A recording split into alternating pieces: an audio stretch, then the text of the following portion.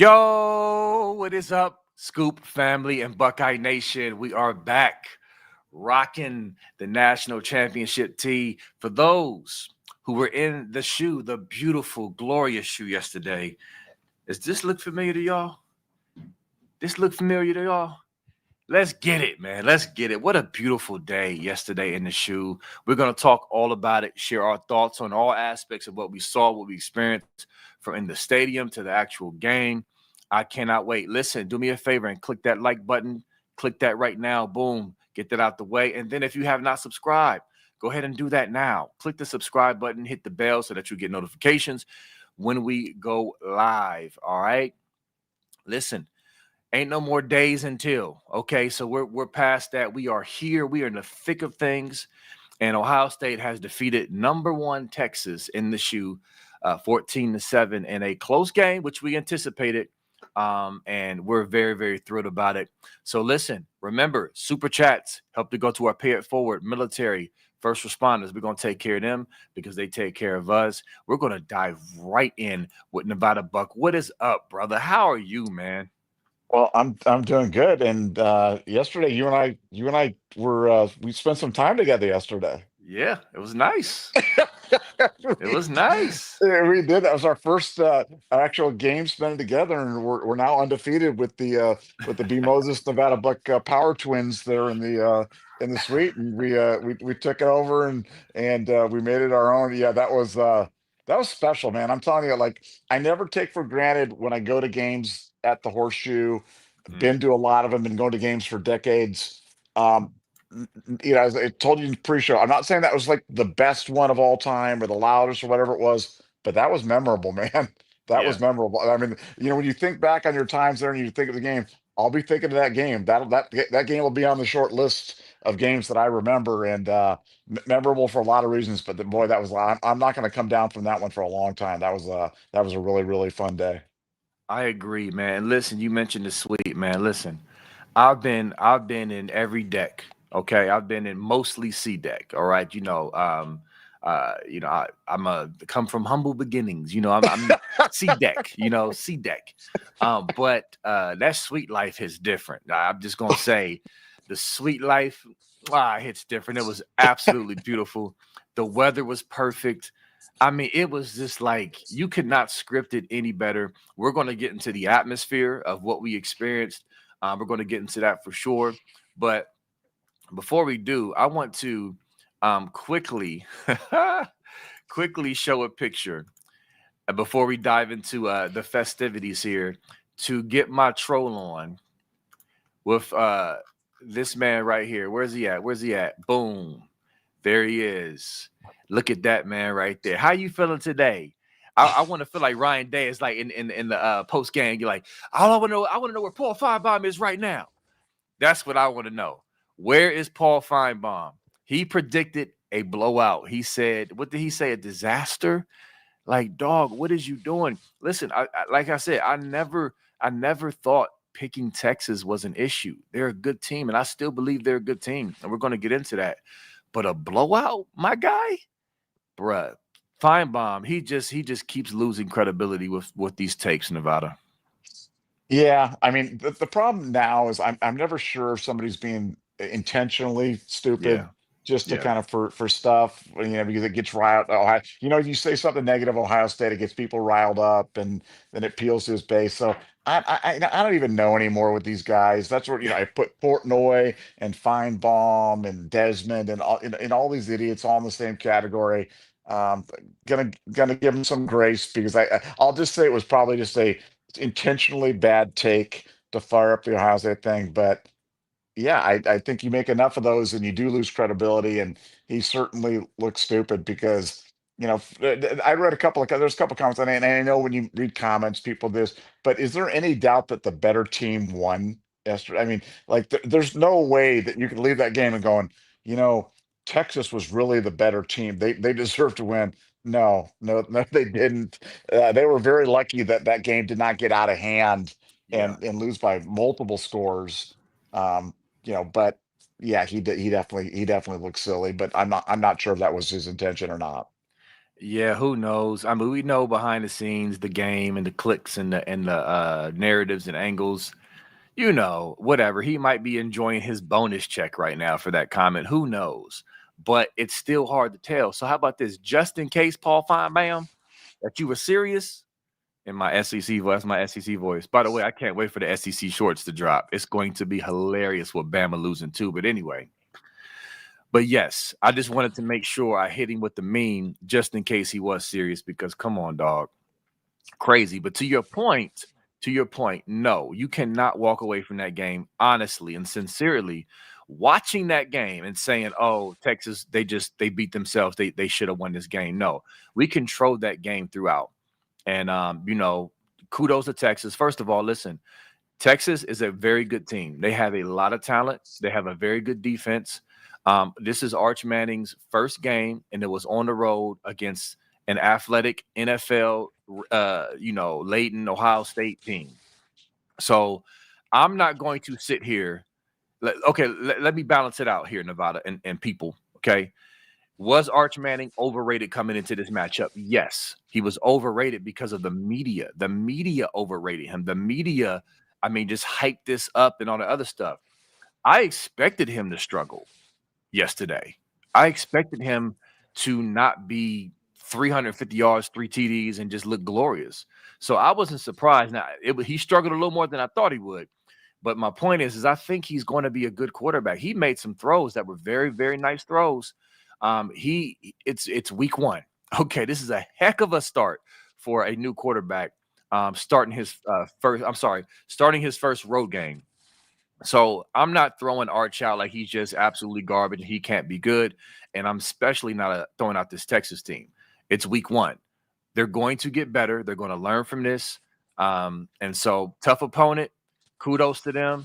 But we were the better team. We showed it defensively, which we're going to get into, Nevada. I cannot wait to get into because the Matty P haters, were trolling my page and just like, he's not a good hire. You'll see, you'll see, you'll see.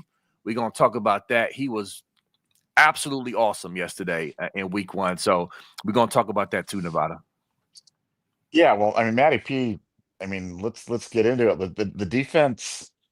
I said this in I put it my uncomfortable truths column. I always do a weekly 7 uncomfortable truths where I talk about things and take some provocative positions, some things that maybe people agree with or not. But as you guys all are well aware, I'm the biggest Jim Knowles stan in the world. What I'm saying? I'm just a huge fan. I have Jim Knowles pajamas at home and Jim Knowles, drapes, and love the guy, love that #1 defense. But Matt Patricia's an upgrade. Matt Patricia is an upgrade. I don't believe that Jim Knowles could have come into Ohio State with 3 returning starters and started a game against the #1 team in the country and almost shut him out for 3 quarters, almost threw a pitch of shutout Yeah. again. I don't think Jim Knowles could have done that. And I think that's a Matty P joint. And my concern, and this is a typical Ohio State fan's concern now. I'm concerned is he's gonna be so good he's not gonna be here for long. So Yeah. let's enjoy him while he's here. But I 2 years ago, I heard all the things about Chip Kelly not being a good hire and how the games passed him by, and now he's the highest paid coordinator in all of football.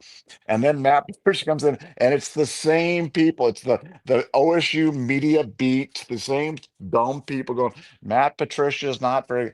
And now, when he leaves here, he'll leave here to either become an NFL head coach or the highest paid coordinator in the NFL. So, yeah, Yeah. he's really good. We told you that the defense was going to feel differently than the Knowles defense. I hope you could see that. It's an NFL style defense. And that's why he could take a defense with only 3 returning starters, with losing all 4 guys on the defensive line, without a dominant. You don't have a Chase Young, you don't have a Joey Bosa, you don't have a Will Smith at defensive end, but he was still able to control the line, create pressure. They weren't going for sacks. Okay, they were going to try to contain Archman Yes. late. They did not want Good point. Archman to run wild on them. So Hmm. I'm not giving an excuse up, but they created pressure. They made it uncomfortable for him. And when Arch got uncomfortable, he came off his primary read quickly. He was quick to check down, or he was late and high. Yeah. And that was the story of the game. So yeah, Matt Patricia, A plus, A plus higher. But we knew this. And if you're listening to this podcast, you've known it too, because we've been telling you.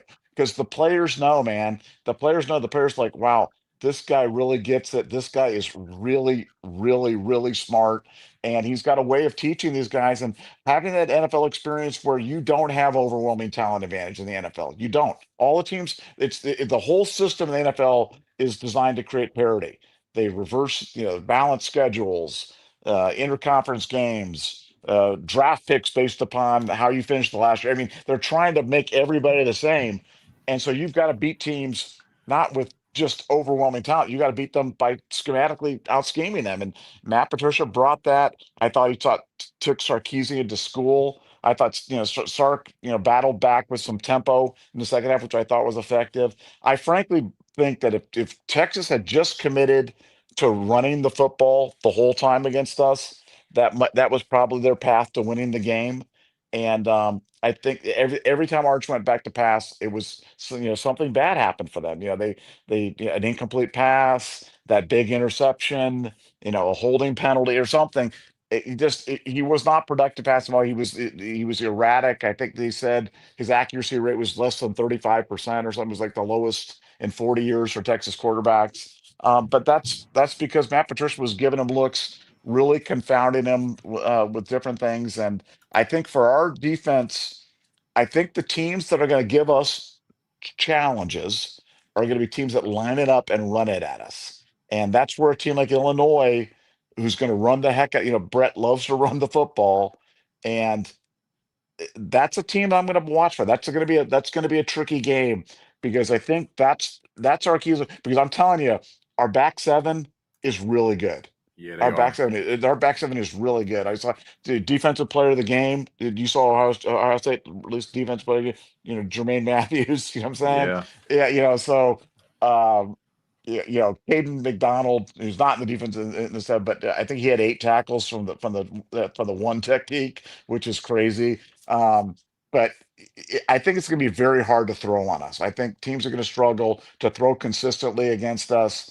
But you may be able to line it up and run. And I think Texas made kind of an error in terms of putting too much on Arch. I think they believed too much of the Arch hype as well. They wanted to build him up as this Heisman candidate, and he wasn't there. Could he be there in the future? Sure, for sure. But he wasn't yesterday. He looked very pedestrian. Frankly, I think if the quarterback switched teams, if Texas had Julian Sayin and we had Arch Manning, I think Texas wins the game, because Julian was putting the ball right where it needed to be put there.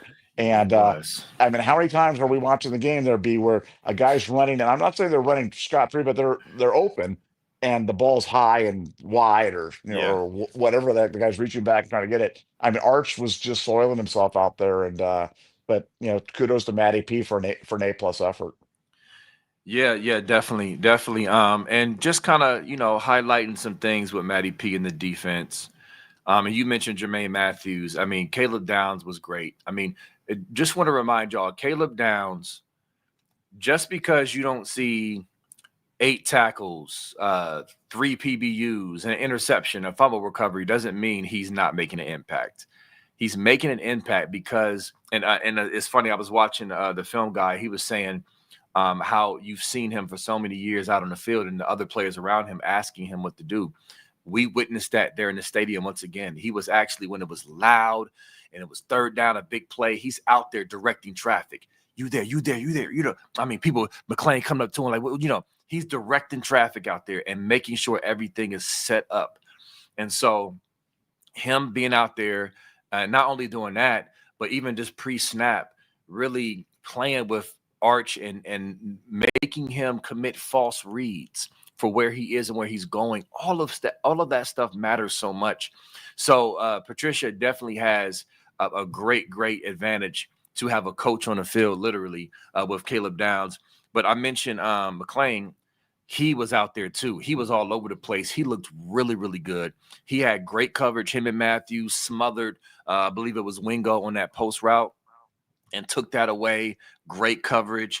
Also, Arvell Reese. Go ahead. I don't want to interrupt your flow, but are you Yeah. surprised? Are you surprised Hartford didn't play yesterday? Yes, I am. I'm surprised Hartford didn't play, but okay, even that's a good point because we're not getting there yet. But Ethan playing, like, to me, this is week one, regardless if this is Texas or not. I know this is a huge game, but people out there, you got to realize the coaching staff is still wanting to find out what they have. So they're prepared to roll guys depending on how they look. And McLean came out the gate looking good. So to me, McLean, in my opinion, Nevada, and you can respond, kind of like pushed back Hartford coming out there because he popped immediately and looked competent and was out there hitting and in the right position. So I think that's the reason Hartford didn't play. But go ahead, bro. You want to respond to that part? And I'm Well, going to keep going. yeah, no, and again, I'm sorry for interrupting you. Are you good? You good? No, yeah, just the Hartford thing was interesting to me because it was McLean's first start. I thought there were some places he could make. There's a lot of stuff that he did well, but I like Hartford a lot. I mean, Yeah. I think Hartford is a baller, and I just thought that was really interesting that he didn't get any burn yesterday when they brought in even a different position, but they brought Devin Sanchez in and gave him 15 plays or whatever it was. I'm surprised Malik didn't get anything out there. And your point about Caleb Downs just could not emphasize that enough. He was moving guys around there like chess pieces, especially Yes. when Texas started going fast. I mean, people you use the expression "coach on the field." That's a really trite, overused expression. Yeah. Totally appropriate when it comes to Caleb Downs. Absolutely. Totally. I mean, he was the coach on the field, moving guys around. I mean, if you were there at the game, you saw what we're talking about. He was just like throwing guys around out there. They were looking at him, and he was putting the guys right in the spot. So anyway, but I slowed you down there, B. I'm going to throw it back to you. Hey, no, all good. That's a fabulous interjection, and I'm glad you did it. Real quick though, just before I get back on my rant, I did not go to Hyde Park like I wanted to afterwards to get a Bevo steak. It would have just been too long. We're too tired. We got to walk to the car.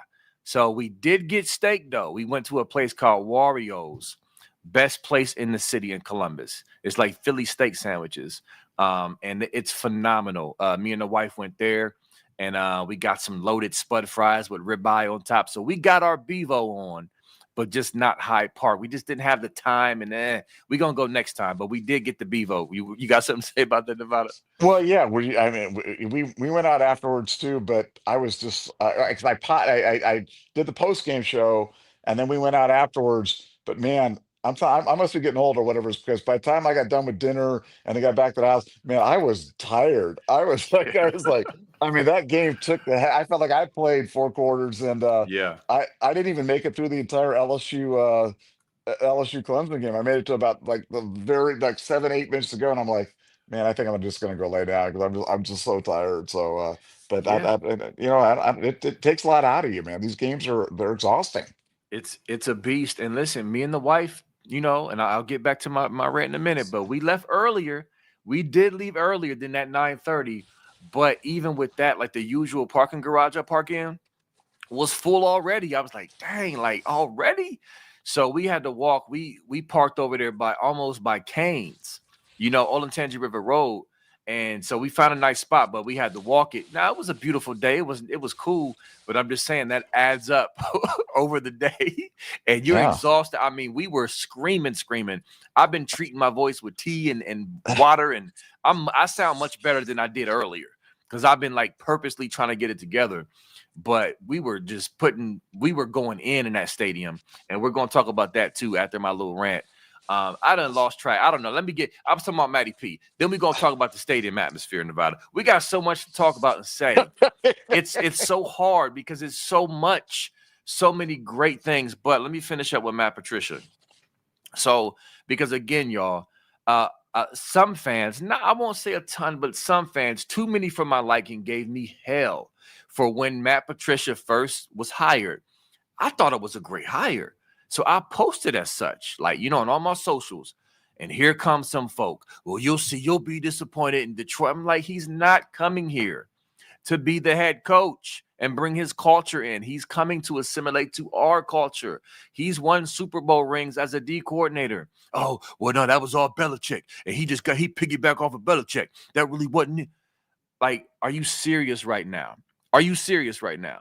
So anyway, yes, it's only week 1, but Nevada, if we would have came out and soiled ourselves on defense and looked goofy, those same haters would have been all over it. So guess what? Yes, it's only week 1, but I'm going to say, this is why I was excited. The stuff we saw in week 1 against a very good team, a very talented team, is why I'm so excited. The man understands how to scheme and call a defense. What is wrong with y'all? I hope y'all on board now, okay? Because this is what I expected. Is he going to be 100% perfect all the time? No, we're going to be like, dang, what was that? Sometimes it's impossible for that not to be the case. But overall, I think this is an absolute upgrade, a great hire. And what we saw, I have not had a chance, Nevada, to do my thorough rewatch where I go and really break things down and dig in. But when I do, I'll be able to address it more. But the one play I'll end with, and we can flip back and move on to something else, is the Arvell Reese sack, okay? Where, it's referred to as the coffee house stunt, where it's very NFL. Arvell Reese acts like he's dropping back in coverage to make sure the O-line is not keying on him. He goes to double team and block the DN, and then that allows Arvell Reese a lane to get into the quarterback, which is exactly what happened. We got a big sack there. By the way, Arvell Reese is an absolute werewolf. I love him. Absolutely love him. Patricia did what we said what he's going to do, and what the player said he's going to do. They're going to use our guys like that, like Arvell Reese and Caleb Downs and guys like that, and weaponize them and use them to their skill set. And so I just absolutely loved it. I'll stop right there because, again, I'm excited. I can literally go on a rant for another 10 minutes. I'm not going to do that. Nevada, what you got to say about that? Well, yeah, it's fun watching a pro style defense and defensive, um, utilization of personnel. We've been singing Arvell Reese's praise. It's just nice when the stuff that we've been seeing, the stuff that we've been hearing, the stuff Yeah. that we've been telling people kind of plays out in front of you. Like, you think about that game. I saw the game under. The game was under. I saw Ohio State winning. Ohio State won. I thought Ohio State would come out and try to establish the power rushing game. I think the one thing that didn't happen that I think will happen in the future was I think they're really trying to. They'd like Max Clare to be more involved, but I think that early drop probably that wasn't that was uncharacteristic of Max. JJ had a Yeah. couple drops, uncharacteristic of JJ. Yeah. But I think they were clearly trying to take away, make Arch Manning beat them by passing the ball, not let them, just take over and run. And it all happened. The way that the linebackers played is just the way we thought. Even Peyton Pierce was getting burned out there. Bo Atkinson, who we've loved, was all over the place. I mean, that guy was. I mean, he was all over. They were lining him up on the nose, on the Yeah. tackles, the defensive end. He's a versatile guy, and it was just so fun to watch because I love great defense. I'm a defensive coach by nature. I love watching great defense, and that was a treat because this you wonder why would Bill Belichick, the greatest defensive coach of all time, hired Matt Patricia to be his defensive coordinator. Well, this is why. We all Yes. got to see it, and it was really, really a pleasure.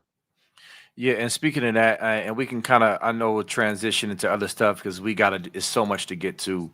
But speaking of Belichick and just Matt Patricia in general, I wanted to show this quote from, surprisingly, Johnny Manziel.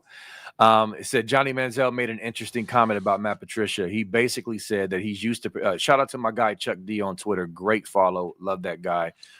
He said basically he's used to preparing for guys like Aaron Rodgers and Drew Brees. So he's probably chomping at the bit watching young college QB tape.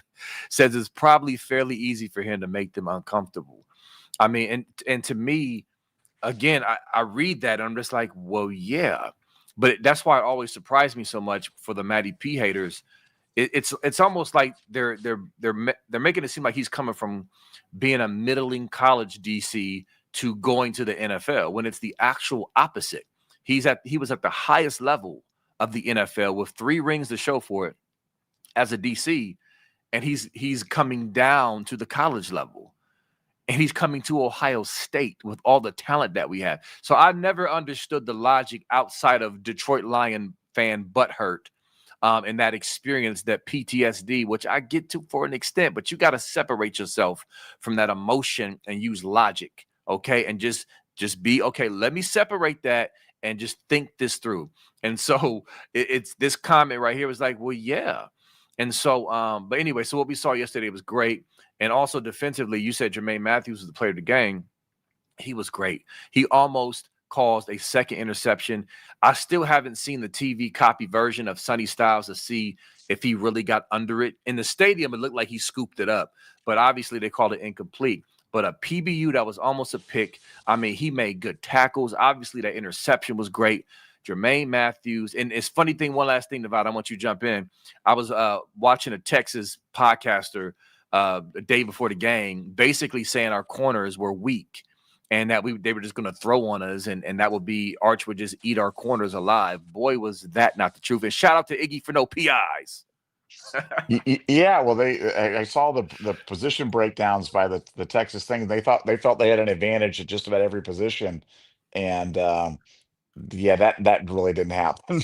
I was going to say at No. best they earned maybe some stalemates and stuff, but I'm trying to think of it. Yeah, here I'll give you one position they were better than us: punter. Their Oh punter, my God. Don't. their, Oh, Jesus.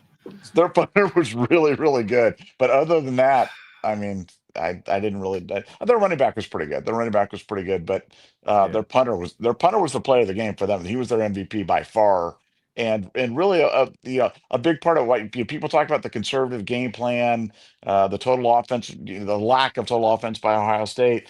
But man, that field position had so much to do with it. I mean, we started 5 of our 10 Yes. possessions from inside the 10-yard line. And when that Yes. happens, man, that's you can it's real cute to say, oh, let's go get smoky and let's throw bombs and let's do this and that. But that's how you lose a game like that. You make a mistake down there deep and turn something over. And I thought Hartline and Ryan Day called a very smart conservative game. They did what they needed to do to win, and that was certainly the surest path. Yeah, definitely. And they kind of forewarned you. I mean, Ryan Day before the game, he kept saying, just win the game. You know, not just talking about Julian saying, but just in general, like just win. Just win. And you see, we came out in the 12 personnel. We saw 13 personnel. I got to rewatch the game. I thought I saw 14 out there. And by the way, how beautiful was it, Nevada, and all the lovely folks out there, to see our first touchdown come from I formation, punching him in the mouth for the first score. I thought that was just glorious. Just think it's just like a shout out to the old school. We were talking about fullbacks on here, and then boom, we hit them with the I formation. I want your thoughts on that real quick before I go on Well, about yeah, I mean, it was kind of ironic that we'd had that whole thing about fullbacks and Nicky Sualua and Mitch Rossi and it. Yeah, Stan White Jr. and all stuff of that. And then what they do, they put Nate Roberts in there at yes, the fullback, freshman. the freshman, the freshman tight end in there, and he leads the way on a key block. And look, the game's made up of hundreds of plays, and no one play did this or that. But the bottom line is, we made it in on our 4th and 1 at the goal line, and they got stopped at 4th and 1 at the goal line, and then we win by 7 points. It's certainly an oversimplification, but it's not hard to argue that that was a big play in the game right there, because you get that thing in, Nate makes that block, and yeah, I just thought it kind of set the tone for the whole game. But yeah, that was fun to see him out there. Yeah, for sure. And I'm glad you brought that up. So real quick, let's mention that. So, this soft Ohio State team, this is what this soft Ohio State team has done. Okay. Against the AP top 5. Texas, Notre Dame, Texas, Oregon, Indiana, Penn State. Can't win big games. Ryan Day can't win big games. Well, there you have it. It's just, I just wanted to show that because people are silly. And so, but anyway, but yeah, the other thing about the Matty P defense, if as a carryover of the culture of this defense is that the goal line stands in the fourth down. Remember, it used to be we used to pull our hair out not too long ago about not being able to stop conversions. Now it's just like our birthright. It's just what we do. Like we lost 4 defensive linemen to the NFL, and we still against a highly number one team in the country. All these, I know they're bringing in a new O line, but listen, people were still picking them. People still picked them to beat us, and they had more talent and a more talented roster, and we stoned them with a rebuilt defensive line minus McDonald and Edric Houston. So to Well, me, yeah, that was well, just but let me jump in there. First of yeah. Go all, ahead. we almost stopped them on that first fourth down when they Oh yeah, yeah, when they did the quarterback sneak. But I thought I thought we stopped them the first time. But yeah, you look back over the last couple of years and you're like, man, we're unbelievable on goal line. Well, I'm not again not the only reason, but Caden McDonald, Big Daddy there is, I mean, he's another guy. Enjoy him while he's here because he's yeah, going to go on to the NFL and play for 13 years and make $450 million in the NFL because that dude is a war daddy, man. That guy, he just completely defeats guys on the inside. Um, he's unbelievable. He's unbelievable. Like I said, I think he had 8 tackles, 8 or 9 tackles yesterday. But in those goal line situations, him and Edric Houston, man, they just light folks up. And yeah, I think Edric is the one who submarined on that play that took out Arch yeah. near the goal line He on was. the yeah, I mean, which is just an unbelievable play. Um, but yeah, those two guys are. I know we were worried about we spent a lot of time, many a pod during the offseason, fretting about the defensive line, the interior defensive line. Dude, just use those, just get those guys, get us the third down, and then we'll do a hodgepodge of Peyton Pierce and Arvell Reese and CJ Hicks Yeah, who came in. CJ Hicks hasn't done anything his entire Ohio State career, and now all of a sudden, first game under Matt Patricia comes in. You know, yeah, I mean, it wasn't a great move. It was like he like swam move and went past the guy, but the guy let him go, and he got there and made the play of the game. yeah. You got the hurry on Arch there at the end, and yeah, our defensive line played great, but set it up for those guys so they can make plays, and it was just great seeing them coming from all over every direction. Yeah, for sure. Shout out to CJ Hicks for that, man. I think we're going to see so much more of that. And just want to remind y'all, it's week 1.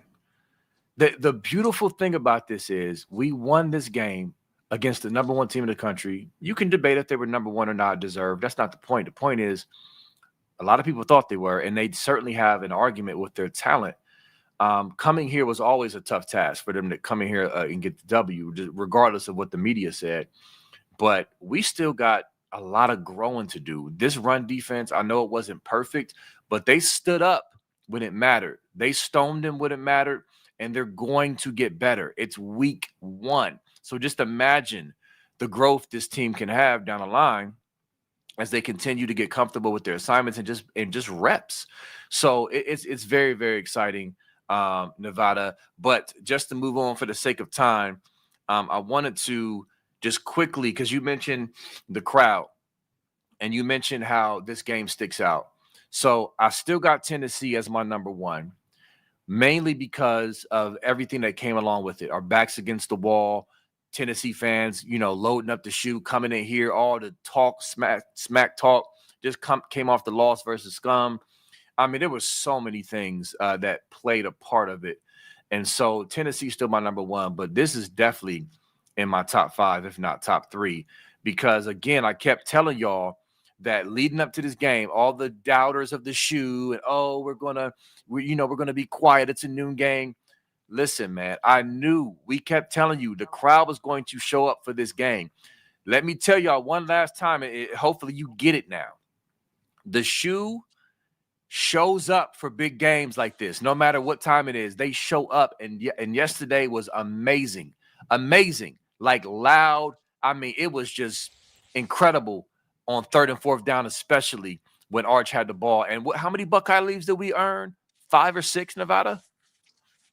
It was a bunch. It was a bunch, and I want to call out the changes that they made because you mentioned the Yeah, Tennessee game. The Tennessee game was a college football playoff presentation, so that was not done by the OSU game presentation staff, and that one, that had a little bit of a different feel to it.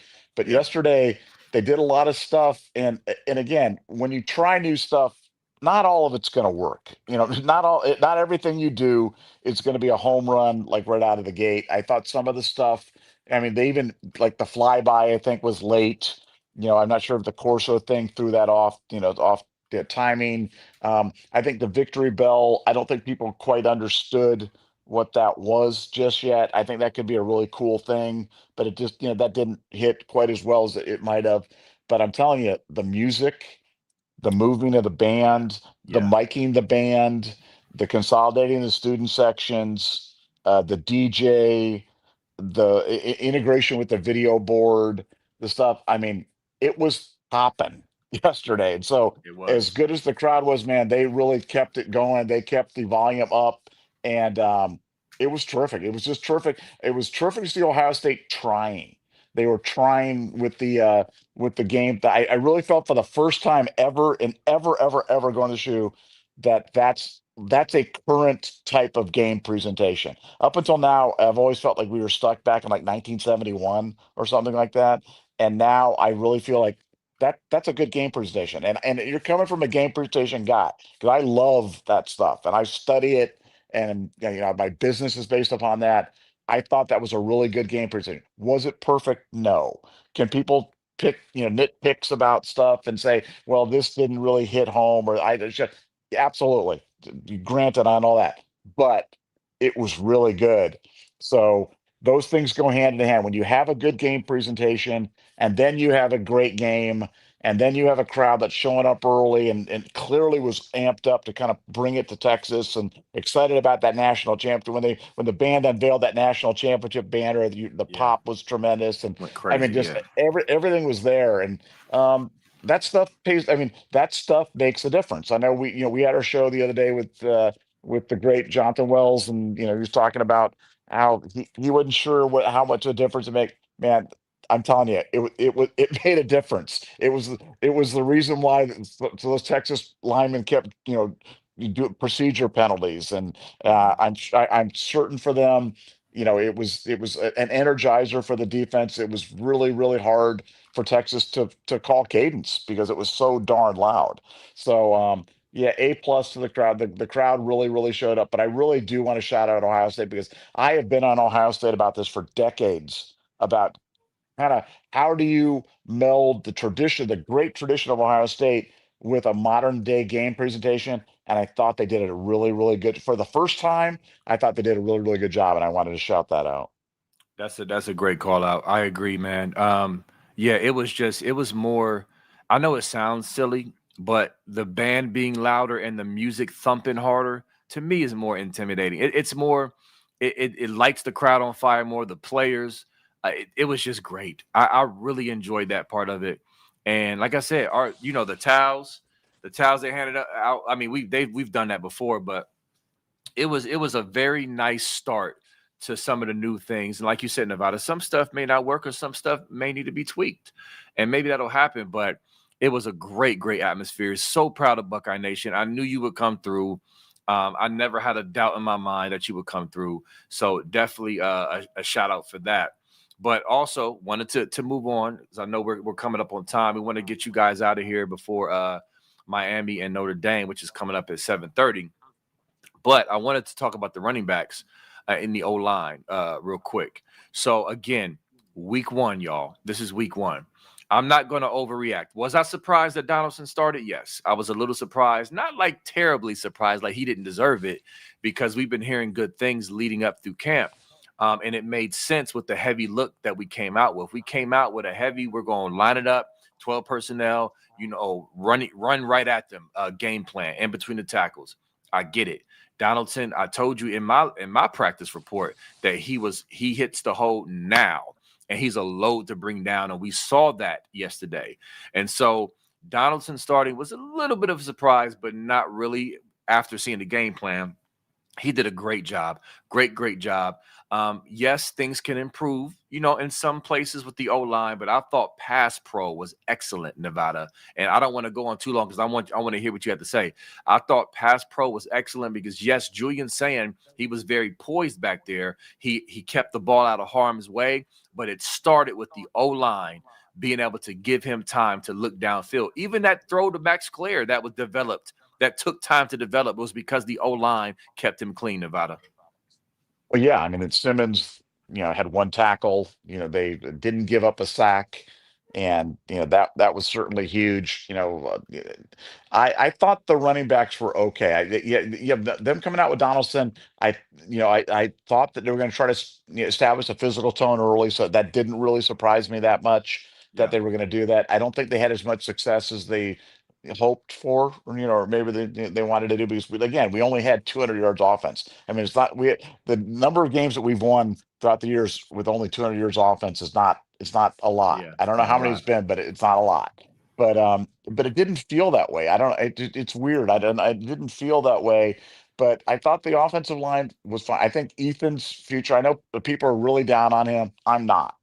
I'm not really down on him. And you I said do. that before the game that you weren't down on him. I'm not down on him, and I think Ethan's better suited at guard. And I know there's some things going around of Ethan on roller skates on some plays and not doing what he needed to do. We always have one, man.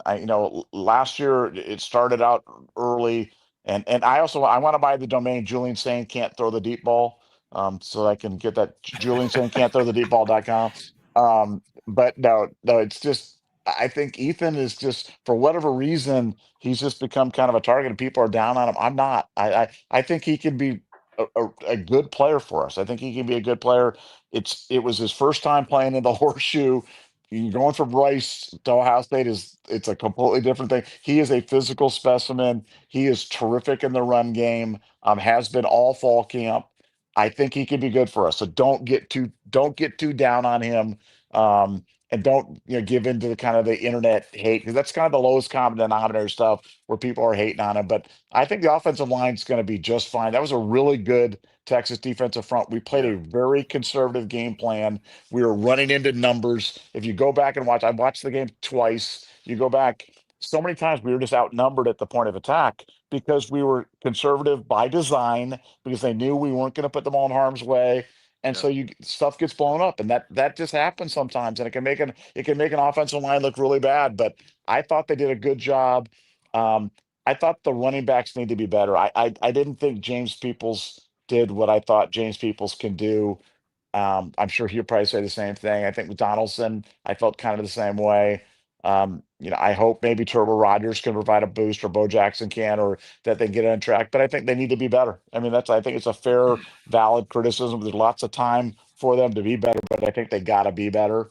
But I think we have the foundational pieces are there, yeah, in the offensive line, and it's deep. It goes beyond five guys. We could go 6, 7, 8, 9, 10 guys, and I think we'd have that type of offensive line, type of production.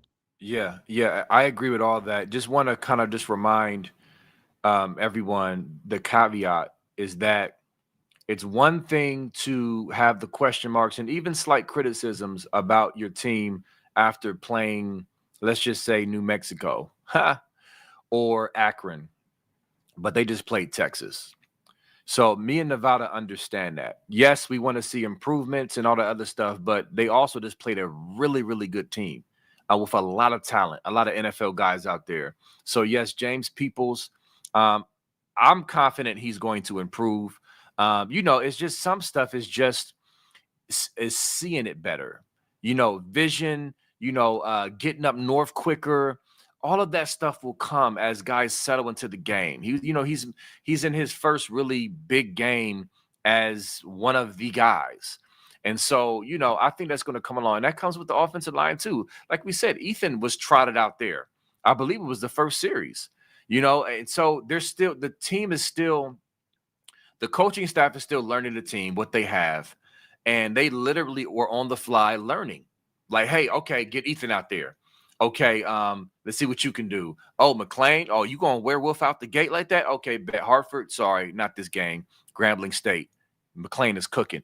It's real time evaluations against a really good team, but also really quick about saying the beautiful thing is Nevada, Ryan Day, and I know you heard this, he said that in hindsight, he could have put more on Julian Saint's plate. Like he was impressed with his processing against this opponent in the fight with real bullets flying. He could have given him more. But again, the purpose was to win this game, y'all. It's all about winning games. So win the game, and then we'll go from there. So to me, I'm taking all of that into consideration as I evaluate. Yes, we want to see things get better, but consider the opponent and that it's week one as well. So I just wanted to say that. And real quick, 10 seconds, I was disappointed in our punting game. To his credit, he got better in the second half. There were some better punts. But my question I'm going to throw out there, Nevada, and is to whoever, McClarty, the big 6'7" punter with the big leg. My question, if coaches, y'all listening, is it because he can't catch the snap cleanly that he's not out there, or is he just just not accurate? He has a big leg, but he's not going to kick it in field. What is it? Because our punt game was really left to be desired yesterday. Well, with him, it's about his get off is slow. He's just a little slow. He has a hop in his get off. Okay. And if you guys saw the game yesterday, there was a time with nothing we got to get cleaned up. We let a guy run free from Texas on the punt block, Yeah. and he came in on the foot side of the center, running free, never touched. And Yeah. I don't know how he missed the punt. That would have been a big play, the big punt, and our guy like kicked it under his arm or something like that. Um, Yeah. but yeah, that was if McCarty's kicking that thing gets blocked because he's just slow. He's just slow getting off. He can kick it a mile when he does it, Yeah. but he doesn't get it off quick enough. That's the problem. But it's hard for me to believe that we couldn't find a better punter. With Right. I mean every Old Dominion, Furman, Ball State, like somebody doesn't have a punter that's got proven Division I ability to kick the thing. Now, to his credit, when we needed it the most, he flipped the field at the He end of the did. game. He did. But we gotta clean up some of those special teams things. I want to go back to Julian saying just for 1 second though. Mm-hmm. I told you, man, I've seen this kid play in high school. He is Yeah. unflappable. I saw me or somebody said Julian Sand looks like a guy that's out there playing quarterback while listening to Maroon 5 on headphones or something like that. I mean, he is a cool customer, man. I mean, you guys all saw it now. He is unflappable, dude. This kid, I saw him play the biggest games down there in Southern California football. It's the real deal. When you're down there, like these are like the real deal players down there in North County and Orange County and San Diego. And he's the truth, man. Julian, he is just a cool customer. He did I said before the game, I went on record, you can pull up the tape. I said he would outperform Arch Manning in the game. You He would did. be better, he'd be You better than did. Arch Manning. And that was not that was a minority take when I went out there and gave that, because most of the popular media and everybody's talking about the big advantage of Arch Manning. He started against Louisiana Monroe, and Arch Manning's got experience in the SEC. I said Julian Saint's going to be better. Well, who was better, B? I mean, honestly, who was the better quarterback? Absolutely, it was saying. And honestly, he would have been better on paper if his receivers and tight ends didn't drop passes. Oh my gosh, I know. Well, sometimes people say that too, and it's like passes that drop off their hand or their fingertips or something like that, and those aren't real drops. These were like right there in their hands. These are legit drops. Yeah, these are legit drops. Uncharacteristic drops, too. Yeah. Oh, yeah, for sure. Well, I mean, JJ's got a habit of dropping get balls in the first games of the season, like he did it last year. He did it this one. I don't think he dropped another ball the whole season. So hopefully he follows suit with that. Yeah, for sure. No, that's great. You were right. You did say that. You've been saying that for weeks, that Sam was going to outperform Arch. And so, yeah, kudos to you, sir. Tip of the cap, because you were Well, just correct. I just seen him. I've seen Sane play since he was in eighth grade. I mean, like I know this kid, and like he's him, man. He's a really good quarterback. And I'm telling you, we've only seen 1/10 of what this kid can do. Once they start letting him start deal out there, watch this kid deal. Watch him deal. Watch him with run tempo. Watch him with the 2-minute offense. Watch him whether get him to air it out. He's gonna put on a show, even though he can't throw the deep ball. Julian Sane can't throw the deep ball because Yeah, Carnell Tate.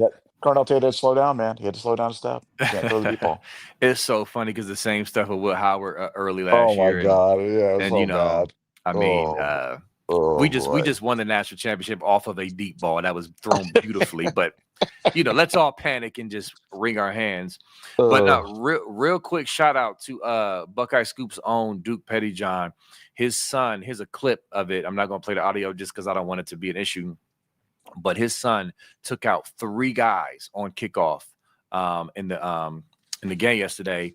Proud father. And I'm proud for him, man, because I mean, as a true freshman coming in out the gate doing that, that's very, very impressive. Shout out to Duke Pettyjohn and his son, Riley, a future athletic star at linebacker at Ohio State. You got anything on that, Nevada? yeah, no, I thought he was a demon on special teams. CJ Hicks, I think, got special teams player of the game. I thought he Mm-hmm. played really well. I thought, our special team was good. Got to Whoever's on that punt block team, we gotta clean that up though. So Yeah. memo Yeah, to the punt block, because that was scary. That's it was. there's a stat when you get a punt blocked, I think you lose the game like 96% of the time or something. I mean, it's bad. Like punt block is like the devil, man. That's like the worst possible thing you can have. Yeah. And you know, it should have happened. It should have, because that guy didn't get touched. I mean, B, you could have blocked that punt at your aged, decrepit body running out there through the hole right there. You would have blocked that punt right there, man. But I'm telling you, Oh I yeah. mean, it was. I don't know how that guy missed it. I saw it in real time. I was like, oh no, that's going to be blocked. That was bad. Yeah, and it didn't hit me that it was that close until they showed the replay. And I was just like, like, are you serious right now? But yeah, we definitely gotta get that going. And a real quick shout out to Devin Sanchez. He played a lot more than I thought he would. It looks like I gotta go rewatch, but it looks like we were in some dime at some points, and he was out there. Now he got beat on a play or two, but he's going to be really, really good. Okay, so let's not and kudos to Manning. Listen, he didn't have a great day, but that throw down the sideline to the tight end I believe it was in the fourth quarter, that was a dime. He has talent, so I'm not packing him up like he just has no chance. But yeah, Arch has some tools in his kit, but he ran into a buzzsaw yesterday in the shooting about it. Yeah, no, he did. He'll have better days. He'll have big days, and we'll wonder how we stopped him. But they weren't yesterday. That's for sure. Absolutely. All right. So listen, let's go ahead and get to some super chats. Again, there's so much more we can talk about. I got a ton of notes, but we got plenty of days to unpack all this. Trust me, it's a lot more to touch on. But let's get to some super chats. All right. First of all, Roland Coconut, thanks for becoming a new YouTube member, a new Scoop Ultra member. Thank you so much for that. Clueless, thanks for the 5. Thanks for being a Scoop Ultra member. Your take on ESPN still ranking Texas above OSU in the newest FBI ranking, even after OSU beating Texas. I could care less. And listen, no knock on you. Good question. I appreciate the question, but I could care less. It's so dumb. Who cares? You know what I mean? It's just like, are you serious right now? For real? Just stop it, ESPN. But what you got, Nevada? Well, one, I have to see if that's up, if that's really updated and that's really how they did it, then it's really more of an indictment. That just makes them look silly because, I mean, yeah, it's hard to take something like that seriously when, we pretty much dominated them in every facet of the game, and could have won the game by multiple scores, and they were very fortunate that game was a one-score game at the end. But yeah, that's just bad. That's garbage in, garbage out data there. Yep. Flat out. And Clueless, I would just say, ignore it. It's dumb. All right, Mike Green, what's good, brother? Thanks for the 4.99. And they said Jim Knowles was a big loss to our team, like Matty P isn't a proven genius. Caleb even said Matty was a teacher and Jim wasn't. Now, I didn't hear that quote specifically. But yeah, listen, I'm gonna try not to just beat the horse to the death. But again, like I said, I caught heat for saying Matty P was going to be a good hire or is a good hire.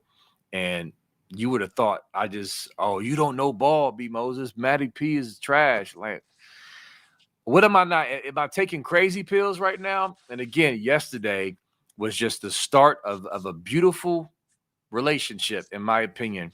And so, and remember, I think Matty P, yeah, he had the Detroit Lions thing was real as a head coach, and he has a really, really good pedigree and resume. Don't discount guys being motivated to come back out and show and prove, like, hey, I'm still here. And so a motivated Matty P with all this talent at his disposal in a culture and a system with great coaches and players. Yeah, man. Bet on Matty P, Nevada. Yeah, no, look, I mean, I am, like I said it on the top of the show. I'm the biggest Knowles fan in the world, and I am forever grateful. He's on the pantheon of great DCs for me because they won a national championship. He took a defense that was ranked 100, I think it was like 130th in third down conversion, and 2 years took him to number one in the country in just about every category. So I think Jim Knowles was great, but you can be great and have somebody be better. And I think there's every horse for the course. And I think this team, being a young team, super talented, but green, inexperienced, I think Matt Patricia is the right guy. And I think the quote was actually that that Matt's more of a teacher or a better teacher or something like that. Not that Jim Knowles wasn't a teacher, but it could have, whatever it was. Here's the bottom line. Knowles, I love you. I'm so glad you were here, but now you're the enemy and we want to destroy you. And but all that aside, if Matty P wasn't up to the job, we'd be the first one going, yeah, we're just not happy. But we've been telling you though, the players have been raving about this guy. Yeah. The coaches have been raving. The other coaches are saying, oh my God, this guy is so smart. I've learned more from Matt Patricia in the first month here than I have in 3 years being here. And so what I saw yesterday was not surprising to me because everybody's been raving about him. And he called that game from the sideline too. It wasn't even Yeah. up in the box, Yep. which I is didn't know that until after the game because we which were is there. great. That's Yeah. crazy. That is Yeah. crazy. He did that from the sideline, which And you I see, mean, you see, he grew the beard back, which I loved I for that. love that too. Ozempic Matt with the beard. I love it. Let's go. That is funny. I might have to make a meme for that one, but no, that's great. That's great, man.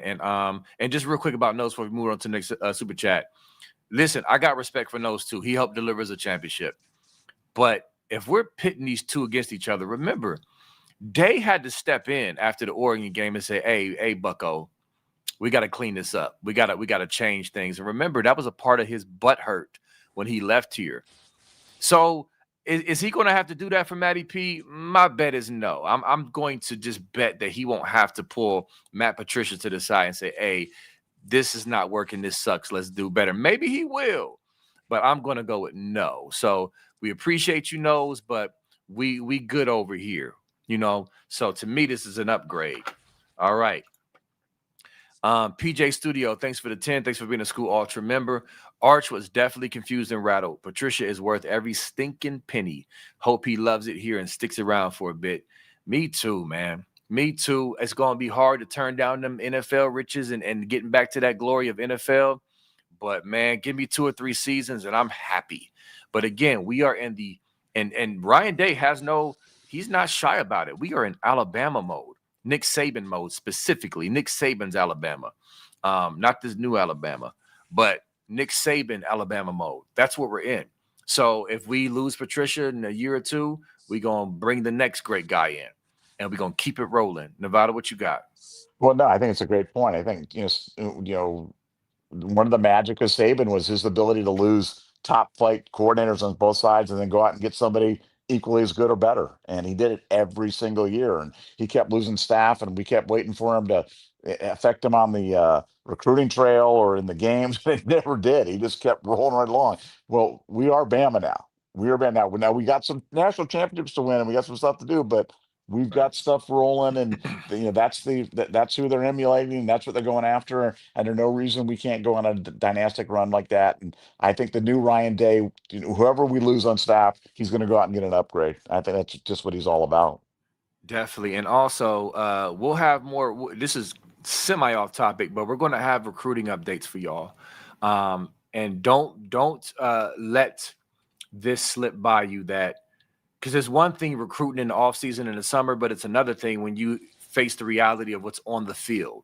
And so, yeah, you might take a few more bucks over here, but don't be surprised if we snatch some recruits that said no to us because of money or whatever, and they come back around after seeing a product on the field with this coaching staff, and just be reminded of the culture and that it's a 40-year plan and not a 4-year plan.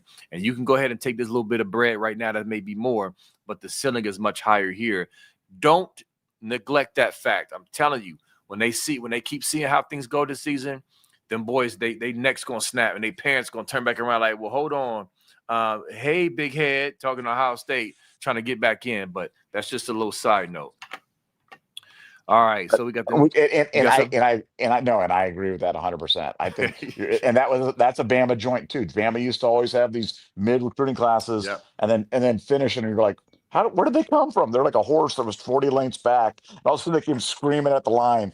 Well, that's going to become Ohio State. So watch. You guys Yep. remember where you heard that from? That's coming from here. You heard it here first. And listen, and that's not to say we won't throw a little more bread out there for them. Like, hey, we'll up our offer a little bit. It may not be as much as Texas A&M, but you ain't gonna do nothing there. Come on over here, young fella. All right. Clueless again. Thanks for the 5. Ethan isn't a bad player. I feel as though he just needs to build some chemistry with the rest of the O-line and needs to get comfortable. Absolutely. And listen, I've said this a few pods ago. Josh Simmons did not start his first game looking like a first rounder. He had to make an adjustment from San Diego State, just like Ethan has to make an adjustment from Rice. You see the talent. The talent is there. That's why we took him and paid him. But it takes time. And so to me, it's too early to panic. If anything, Nevada and my beautiful folks out there, the fact that with the performance we had, even with the things that need to be worked on against Texas, and we still won, is just beautiful. That's just the best case scenario that you could have. Getting a tough win in week 1 against the number 1 team in the country with NFL talent all over the place, and yet you can still go to the film room, yell at your guys, and point things out. Beautiful situation, Nevada. Well, yeah, and don't forget, this year or last year at this time, first game of the season, Carson Hinsman was buried so far on the depth chart they couldn't see the top of his feet. So the fact that Ethan's played 15 snaps against number 1, yeah, don't be down on the guy. Don't buy into that. Right. I'm telling you, guys can go. The guys can improve. He's better than that. He's better than that. He'll get better. He can make a valuable contribution. They'll find a way to get him there. They're on him. The weight staff's on him. The offensive line staff's on him. They're going to find a way to make him a good, productive player. And he's a good kid, man. He's a good kid. He's a big, massive kid, Yeah. and he's gonna make positive contributions. So do not write him off, Net. Yep. We warn ya. All right now. Okay, Pinky in the house. What's up? Thanks for the $4.99. Really like JJ in the slot when Texas was all over him like a cheap suit. Proves his versatility. OH Nevada. Yep, there was a couple calls where there probably should have been a PI where the defender arrived a little early, but whatever. I digress. But yes, they definitely tried to move him around. I mean, again, he had a couple of opportunities to pick up some decent gains on some screens, some throws to the flats. He dropped the screen, he dropped the catch that he had nice blocking. But listen, I'm not worried about JJ. That was an outlier. Maybe even the best players, he's still coming off of a freshman year with all of this praise and expectations heaped upon him. He's still a kid. And so he has to work through that. And remember, he dropped his first pass against Akron. So I'm not worried about JJ. But yes, I do like how they moved him around. Like we told you, we told you they were going to move him around in the game plan preview. And that's what they did. And I expect more of that because he is a matchup nightmare in the slot, Nevada. Yeah, they were just really limited by formations, by down and distance, man. We talked about, they started Yeah. 5 of our possessions inside the 10, Yeah. and that just does not lend itself to doing a lot of exotic stuff or moving JJ into crazy positions around there. We just didn't have that many times to have that. Probably the one shot he should have got is on that first 4th and 1 when Sane went to clear on the drop. He might have challenged, tried to let it go to him, let him have a chance deep, but they were playing very aggressively. The referees were letting them get away with it. They didn't call holding one time. Or maybe they did call. I can't remember. They called the defense holding one time, but they were all over him. Yeah, and one time, but we'll continue to move him around. He'll be better. Yep, for sure, and I cannot wait. All right, Mike Green again. Thanks for the 199, brother. Seeing Matt P get excited on TV was great promotion. Yeah, I still have it. And I even see the next comment referring to the TV. I haven't had a chance to sit down and fully take in the TV. It's so being in the stadium for a game like that is awesome, but it's different, especially when you can't tell, you can't hear everything, and you can't, it's like what happened, like it's sometimes it's hard. So I'm looking forward to seeing the TV copy and just all the things that come along with the TV copy. But yes, it's definitely great promotion. Having a guy like Matt Patricia on the sideline at Ohio State with the beard and just calling a heck of a game, it's just I would imagine it was great to see Nevada. Well, the whole game was just a great calling card for Ohio State football, and it had over 100 plus recruits at the game. And I always say, not one, no one game is going to make a recruit choose Ohio State, but that was really putting our best foot forward. And I know a lot of people. I get firsthand feedback from a lot of people, a lot of recruits families that said that was the most awesome experience they've ever been to, and that's really saying something. Yeah, and it was also great to see a lot of former players there. I'm even walking through the suite area. You saw a ton of guys, Braxton Millers. You saw the basketball team, Jared Sullinger and some other guys. And I mean, it was just a lot of former players, NFL scouts. I mean, it was just a glorious scene on a beautiful Saturday. I mean, you couldn't script it any better. It was just great, just absolutely great. And we're so spoiled, Buckeye Nation. We again, we're no program is perfect, and obviously we have goals we want to achieve every year and knock them all off the list. But the run that we're on right now and that we're about to go on right now, i just I just ask you, like, I know some of you love negativity, and I'm not trying to be hard on you, but listen, through the ups and downs, through the perceived negatives, just appreciate this program, y'all. Appreciate what you have as a Buckeye fan. It's a beautiful thing, all things considered.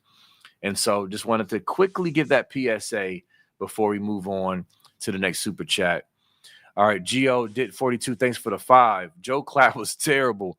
Again, I haven't had a chance to watch all like that. I'm not sure what you mean. I mean, I like Joe Klatt in general, but he's had some bad takes, and I don't always agree with him, and he can be goofy sometimes. I don't. It's just so I don't put it past him, but I'm gonna have to watch to see. Nevada, have you seen? Have you done a full rewatch to know what he's referring to? I've done a full rewatch, but not with the sound from the clapping. But I've heard it from a number of people. I just think Joel's trying too hard to be like even-handed or something like that. So Yeah. he says stuff that just annoys people, because it's silly and it's not correct. And I don't know what's happened to him because he used to be. I thought he was the best announcer. Now I think that award goes to Jake Butt, believe it or not, that ex-Michigan guy. I think is the best announcer going. But yeah, I don't know. Joel's lost his fastball for sure, and I know got that feedback from a lot of people that they felt that he was really going out of his way to be like over the top on Arch. Every time Archman did everything, there was glazing him completely and really kind of downplaying the Ohio State stuff, which was weird. Yep, I agree. Klatt is, he's a little shakier at times than he used to be. And I think you're right. I think he tries to overdo it with the even-handedness instead of just being, as sharp and smart as he can be, or what we've known him to be in the past. All right, Clueless, thanks for the 2. Bama fans believe the board is done at Bama thoughts. Listen, we love our Buckeyes. We're crazy about our Buckeyes, but so is Bama about their Tide. And listen, man, if he keeps losing like this, they will chase him out of town. I don't know what his contract situation looks like and the payout and all the other stuff, but he will be up out of there. But we knew, listen, I knew he's a smart mind. Like I think he's a good coach. What he did with Washington, tip my cap to him. But we knew it was going to be nearly impossible to replace Nick Saban. Who wants to be the first guy to replace Nick Saban? Like, so if he does get chased up out of there, I'm not going to be surprised by it. It's a tall task. But with that said, I didn't get to watch the full game last night. I'm gonna go back and check out the game. But Nevada, are you surprised that Bama fans are already wanting him up out of there? I called him a dead man walking the day he took the job. Okay, so I mean, I Yeah. go back. I go just because he's a Yankee. You can't be a Yankee down there in Alabama, and you're not going to be the Yankee that's going to replace Saban because it's a cultural thing, man. And you go in there and you're not the GOAT, and you're a Yankee, and that just means you're dead. So he's got no zero chance. It's a zero probability that he's successful. It's just a question of when they fire him, not if. And I think, and now that he's given them every excuse, now that Florida State violated them and stuff like that, yeah, I think they're going to be out. But whoever was going to follow Saban was going to be bad. But it had to be a cultural fit, and when it wasn't a cultural fit, no chance to succeed. Yep, tall task. But I respect him for taking on the task. But yeah, that's a great point about the Yankee stuff, Nevada. All right, listen, we are going to head out. This was a fun show, a great show. I could not wait to do this show, and we got a lot more coming, y'all. As Ohio State gets ready for Grambling, coming into the shoe. Um, Listen, man, I'm just looking forward to hearing that good HBCU band, crank it up in the shoe. That's going to be nice, but it's going to be a bloodbath. And so that's just what it is, okay? But we're going to talk more about this Texas game, especially reacting to how the media, kind of trots out their counter narratives and their responses throughout the week. But what a great weekend for Buckeye Nation. And we will see y'all tomorrow. Miami and Notre Dame coming up in a few minutes. About to get y'all out of here for that. Nevada, any last words? Now we're not done celebrating this Texas game, though. We're going to be At talking about all. this for because At this. all. And we were talking about a pregame. We're like, if we'd have lost this, we'd have obsessed on this for the next 3 months. So you know what? We're not going to be done talking about this in 24 hours. So be ready the rest of the week. We're going to hear some more stuff on the Texas game. B Moses is going to do his rewatch, and we'll see that. And but we're not done celebrating this because this was big. Nope. Definitely not. So appreciate y'all. Love y'all, Scoop fam, for always showing up in the chat, cooking the chat per usual. Love y'all. We will see y'all tomorrow. And go Bucks. Peace.